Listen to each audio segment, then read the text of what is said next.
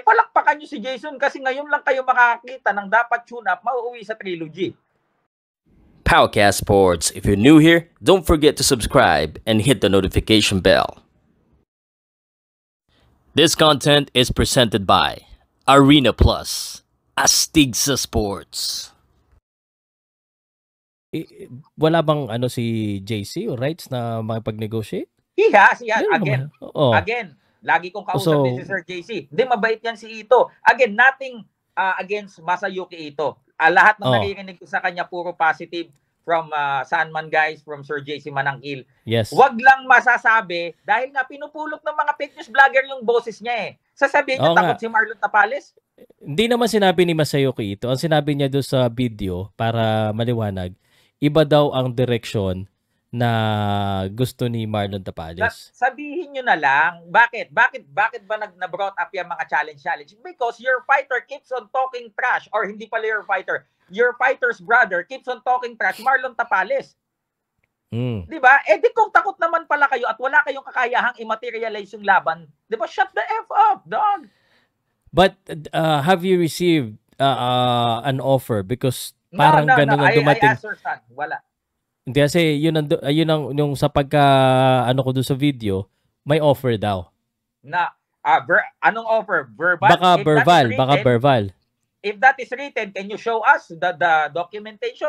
Because the main agent, the international agent of JC Manangkil also has like an equal right with Sir Sean Gibbons. But syempre, tiwala pa rin. Alam ni Sir JC Manangkil yan.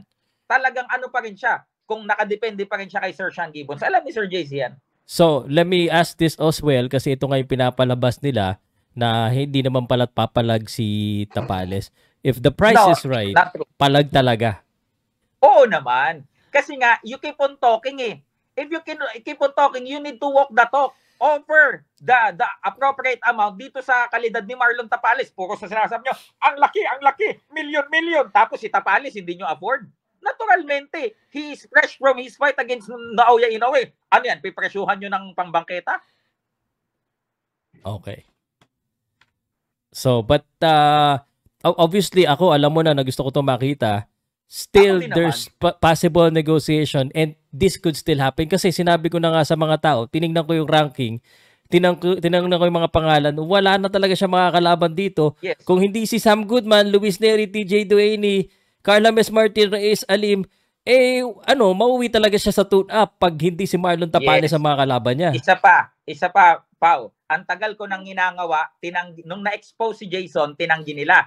Wala naman kami ikang sinasabing TJ Duhaney. May sinabi ba kami? Ba't ko sinabi yon? Kasi alam ko nangyayari yung initial negotiation ngayon. Mismong si Ito nagsabi, they are targeting dapat Duhaney. Anong nangyari? Na-discarrel yung Duhaney dahil sa'yo, Jason. Ngayon, paano mo itatanggi na mismong promoter mo na nagsabi? Di ba? Ganun lang yon. Kaya palakpakan nyo si Jason. Alam mo, hindi pa. Sa totoo lang, sabi ni Sir Sean, okay naman kay Sir Sean yung Duhaney. Yung lalaban si Duhaney kay Casimero. Kasi yung Duhaney, active yun eh. Tsaka alam ni Sir Sean yung capacity nun. Talagang, yun. Kumbaga, we will be doing Casimero a favor if Sir Sean lets his fighter, di ba, to fight itong si Janriel Casimero. Pero dahil courtesy of Jason Casimero, mocking Sir Sean Gibbons, na-discarrel na naman tuloy. Ngayon, if you end up fighting a tuna fighter or a rematch with Nitumba and Uguni, palakpakan nyo si Jason kasi ngayon lang kayo makakita ng dapat tune up mauuwi sa trilogy. Yun lang. So again, just to be clear, kasi ang dami nagsasalabasa na agad, diba, hindi pa naman pala papalag si Tapales, wala pa naman palang formal offer. Exactly. According to you. Okay. According to Sean Gibbons. Pero I would like to give a shout out. Masayuki Ito, if you really want that fight, call Sean Gibbons. All right? I know you're friends with Sir JC Manangkil, but if you're really serious, call. You know who to call? And call Sean Gibbons and, you guys talk about business. Diba? If the price is right. Yeah. So